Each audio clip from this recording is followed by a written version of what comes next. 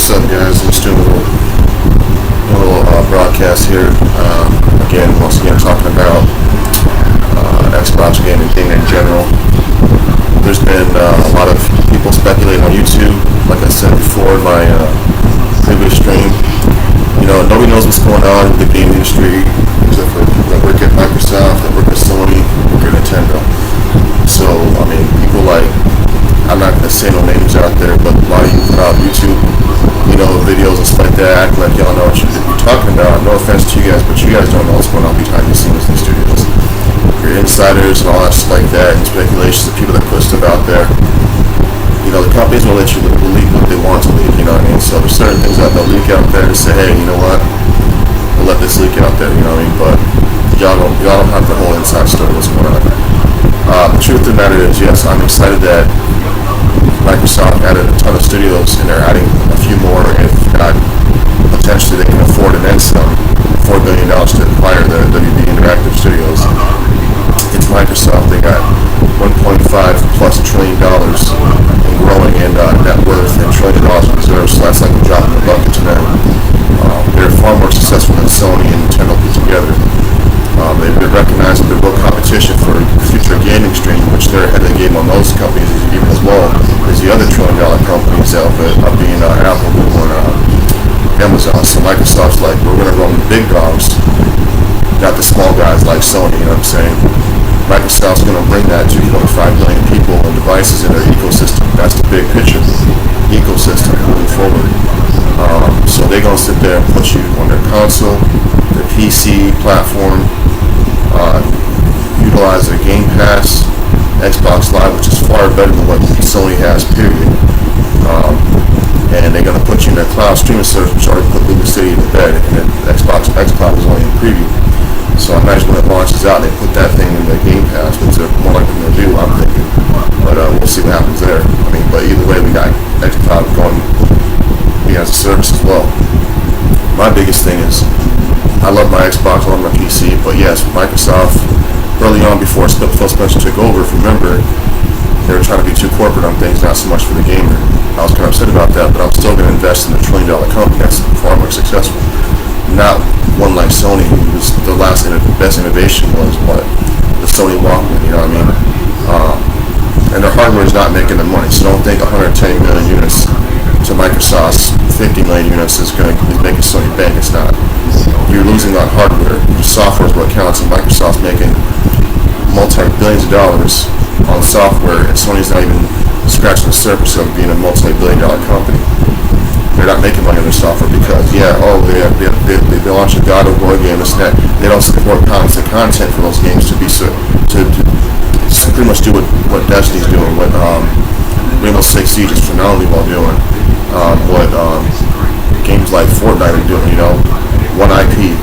They support it over the previous 5 years now, you know what I'm saying? Think about it. That's what gamers want. Free content or some microtransaction content for certain massive additions to the game, whatever the developer wants to do. That's making them money. Sony's not making money, so I don't really care if a God of War game comes out. Again, no disrespect to the God of War game. The game looks great, Last of Us looks great, Death Stranding looks great, but that's a one hit wonder. Look at Gears, look at Halo. Sony ain't got no first-person shooters. Microsoft has the shooters that are esports, massive levels. Halo's far bigger than any game that Sony could ever afford to be. Because Halo itself is a billion-dollar franchise with the games, the comic books, the novels, the swag, the clothing line, the events, the cosplays, all that stuff, all the events. Gears of War, same thing. Forza Motorsport, Forza Horizon, constant support of DLC. Those games have lifespans to this day now, moving forward, with their counterparts coming out in the next generation. That's going to look far better than anything we've ever seen. Obviously, with the ray tracing and the most powerful hardware, the Xbox Series X, and the frame rates, the higher resolutions, things like that, and the faster load times in solid-state drive, and the higher RAM, and the higher bandwidth and stuff, all that stuff together. And Microsoft putting in machine learning into their Xbox Series X, which is going to make it destroy the competition. So basically, what they're doing is they're supporting their studios tenfold, you know what I'm saying? And they got 15 studios. They're going to show off a lot of cool next-gen AAA games with new franchises, new sagas, new games that are going to be supported like Destiny, like the 10-year mapping and whatnot like that. You've got the initiative who are the former Sony All-Stars that did God of War, Uncharted games, and then you have some other third-party games like that worked on Activision, Max Payne, things like that also worked on Rare back in the day with Microsoft. They're back at the forefront building a quadruple A studio, and that's not to mention Microsoft's interest in WB Interactive. Microsoft, like I said, they can afford this, So the biggest thing for them is they're going to announce 3 studios, whatever that is. I heard of some major studio in Poland. So that could be CD Projekt Red, or it could be 451 as somebody was mentioned, I think, on some news thing. I don't know much about them, but I think that, hey, whatever small studio you give the resources to, man, they're creative. Hey, more power to them, And there's, back in the day, there's people talking about ZeniMax, who makes Wolfenstein and Doom that Microsoft will do acquire, or even like Techland games that Dying Light. So we'll see. I'm not predicting anything. I'm just saying Microsoft's going to bring the studios. They're going to bring the thunder. They're going to show you that they got the money over Sony. They're going to show you they got the hardware over Sony. They're going to show you they got the games over Sony, especially the back compat at day one launch. You got thousands of games. It's going to be double the resolution, double the frame rate on the Series X. That was already given to the engineer himself, Jason Ronald said. So Phil Spencer comes out there, the big boss says it, Microsoft supports them. I think they'll come out the gate. Some of y'all don't think so, but I can't say that. Microsoft does what the hell they want. They'll come out the gate $399 if they want to, undercut Sony's PS5 for $100. So Microsoft will not only bring the most powerful console, but the most affordable console, and the best games, and the newest games coming out with the best innovations in machine learning and cloud performance and all that stuff online. So my personal thing is, like I said, I can't say enough that I support and I invest in the more successful company. That's Microsoft. They'll win next generation because they'll put that 2.5 billion people, like I said, in the Xbox ecosystem, with xCloud, with the Xbox platform, with all the other devices they have. You know what I'm saying? And Game Pass and Xbox Live's unmatched, man. Nobody's doing better service than what those software things are doing over at Microsoft. So Microsoft with their Xbox Live and their Game Pass, they're destroying the competition on all fronts right there. So that's what I wanted to get out of the way right there. Because I keep on seeing these YouTube goofy videos like, oh, Xbox this, PlayStation that, PC this. Listen, gamers gaming, man. I love games in general, but I'm a PC guy and Xbox guy because of the reliability, the efficiency, and the power that I get out of that platform. And that's just me personally. And the games just sing for themselves. Games obviously look and play better on PC and Xbox because you got a higher resolution, better frame rate, faster load times, plain and simple. That's what we want. Developers love it because there's no compromise developing on PC or Xbox. They don't have to worry about bottleneck issues, performance issues, or bandwidth issues. Microsoft's giving them all the resources and saying that some. We got stuff that they haven't even talked about in the Series X yet, that they'll probably talk about later on July or August, whenever it wants to be. I'm excited for the July event. I know we're going to see a ton of new games. Phil Spencer already said over 2,000 plus games in development for the lifespan of the Series X. That's a lot of games. And I like the Series X because you got that 12.1 teraflops of GPU, which is far more powerful than the PS5's 10.8 teraflops of GPU. And the Xbox is not capped, The Xbox, I think, when they come out with the Series X, they're going to talk about their overclock a little bit without any compromise, like I said. We're going to have a higher, a faster, innovative system in the Xbox Series X, like I said. You're going to have additional overhead of 13 teraflops of computational power, like they showed in Digital Foundry with the next gen Navi ray tracing hardware built into the Series X. So, like I said, there's 25 teraflops of computational power overall that developers, first-party developers, Microsoft are working with, have been working with for a while now, making these games. They're going to be 8K, 120 frames a second, 4K, 60, 120, or even higher, frames per second. So that's going to look amazing. Like I said, Microsoft's got the big market money. They're going to put invest forward and give us the great console. Like I said, Microsoft has got the massive new IPs coming, RPGs, adventure games, hopefully some horror games. I'm a big horror movie fan and a horror game fan. I love that. And some, shooters, some indie games. Obviously, they got the races unlocked and whatnot. But yeah, I'm excited for what they're bringing to the table, man. They're going to bring a lot, you know what I mean? Like I said, Microsoft's going to continue to bring great services and software and peripherals and new innovations to the operating system or user interface, how you want to call it, and new features to Xbox Live, you know. Like I said, Microsoft's going to do us a great deal with the connectivity, you know, things like being able to cross-play with people, you know, on PC and Xbox. That line's going to be blurred or not, I think, personally, with the power of this thing. So it's going to be great to see that, you know, in action. Like I said, Microsoft's going to, you know, give us a consumer-friendly console at the highest power. So there's nothing else that's going to defeat this thing in power, you know what I mean? This thing's a beast, you know what I mean? Like they said, it eats monsters for breakfast, so I mean, it's going to eat the competition alive, hardware-wise. Software-wise, I hope and I know they'll bring the games. I'm excited for live training games. I'm excited for even maybe seeing games that they haven't talked about or built for years, like the Fable game. Microsoft's worst kept secret, and I think they want to kind of let that leak out a little bit. But Fable 4 is going to look, I think, if people are saying what it is, it's going to look that much rival, or if not better, obviously better graphical power than what The Witcher 3 is. And that's pretty good. And that's a massive game right there, you know, so I think Fable's going to be that massive game, but they're going to continue to support like a massive franchise like they do with their studios right now, with like the Forza and the Minecrafts, State of Decays, the Halo, the Gears, you know, things that they do with all that level, like, you know, on those massive exclusive levels, you know, for those games. And obviously we got tons more, and like you got, you know, wherever they're doing, you know, they got Inxile games that makes Wasteland, you know, they're making a new AAA game. And they're also using Unreal Engine 5, which obviously, like I said, it looks a lot better on the Series X than it does on the PS5. We got Propulsion Games we had Fuse work on a big AAA game.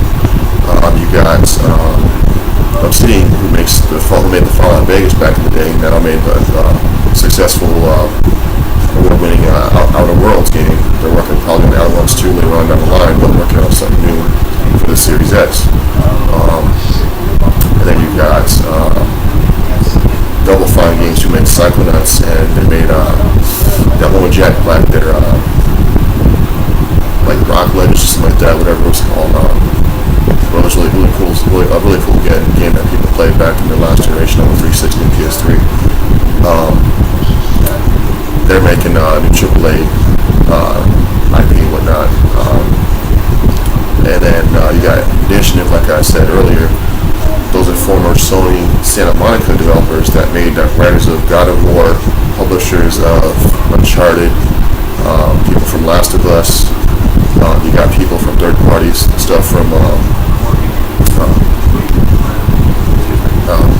that worked on Tomb Raider, you know, that worked on other games, you know, like Call of Duty and stuff like that, that are just industry from the ground up, you know what I mean, making this massive quadruple game. And then you got Dead Labs working on the next IP. More likely it's going to be State of Decay 3, but on a larger scale, obviously, because that game is massive and it's awesome. And they just released a new DLC for it called Green Zone. It's more of a casual game to play if, you know, you're not wanting to be too core in the games and stuff, you know, but just play it casually and whatnot, which is cool. It's I've been playing it. It's pretty cool.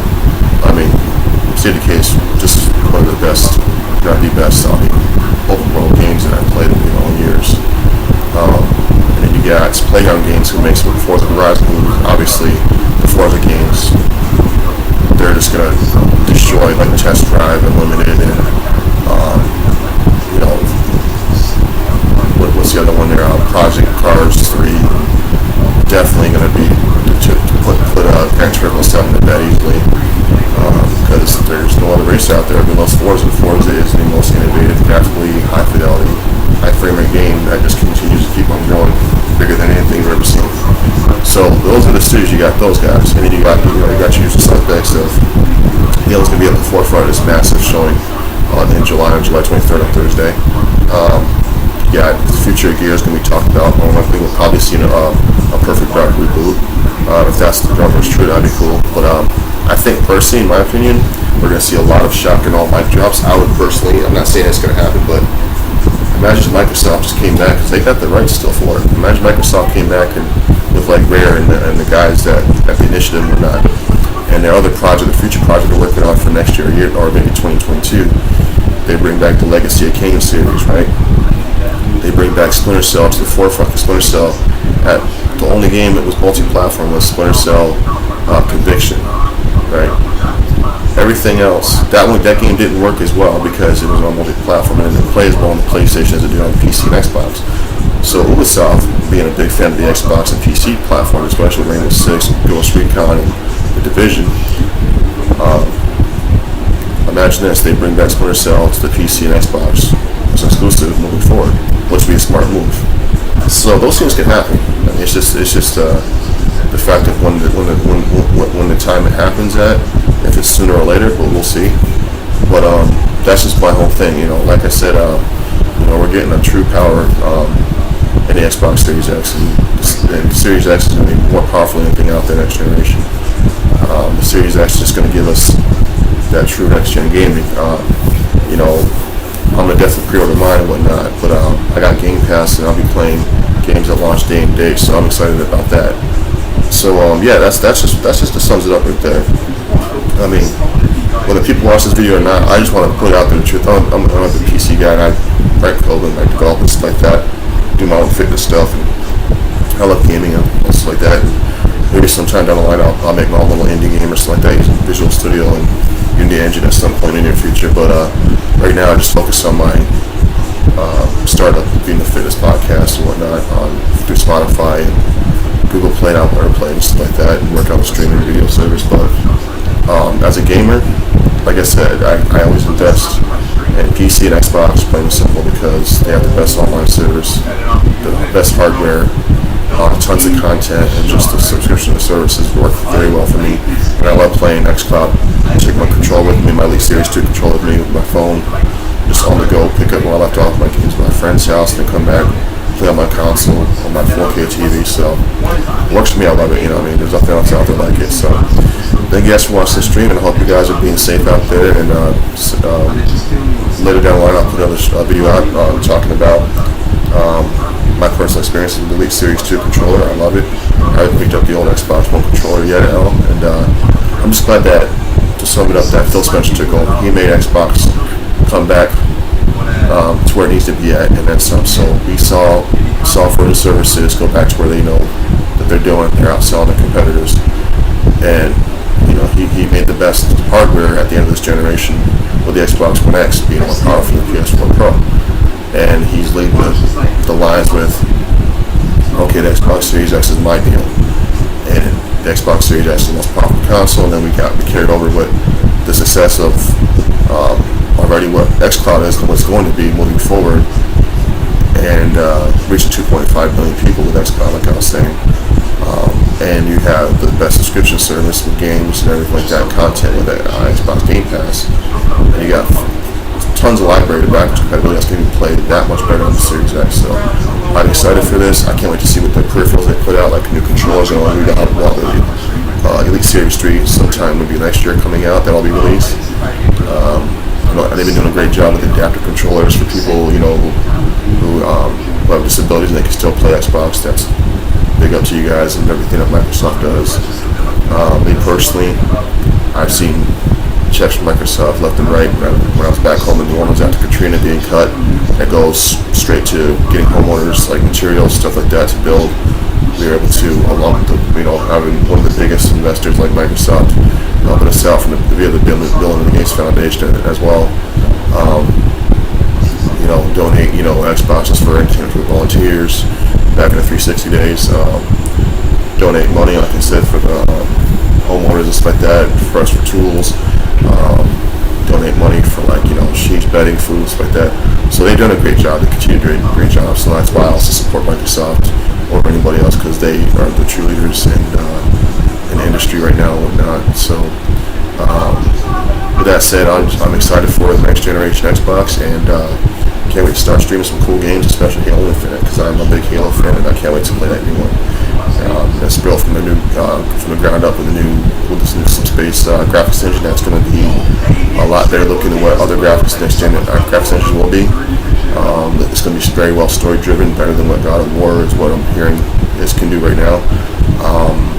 And it's obviously we know the multiplayer is going to be the best multiplayer out there, fast paced, awesome stuff, new toys, more likely new weapons and vehicles and cool stuff like that, environments.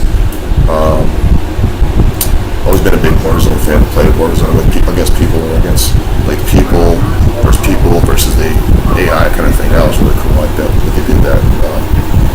Halo 5 Guardians, that was awesome. And just the story driven. Like I said, the campaign. I'm expecting like a 30 minimal. Even if you try to run fast, run through like 30 hours minimal. Run through everything. Campaign, but I think this would be like a 50-hour game, which would be awesome, more than enough.